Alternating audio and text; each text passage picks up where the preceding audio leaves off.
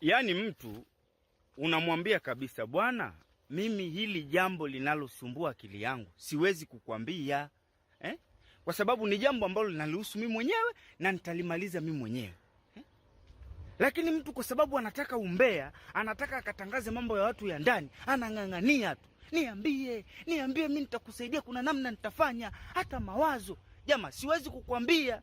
Basi ukishamkatalia ndo sukari inampanda. Sura nyeupe, macho makavu, unamsikia tu anakuambia, haya, shauri yako, mficha uchi hazai.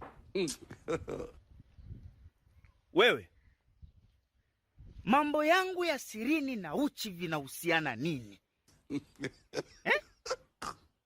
Na nani aliyekwambia mimi nina uchi? Na utoa wapi?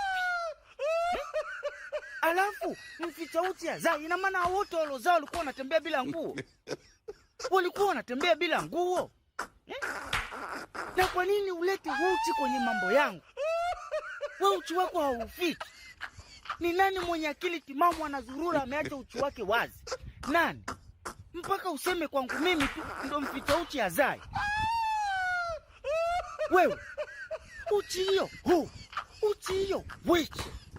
Au wewe ndo usio mficha uchi, unauacha uchi wako hadharani?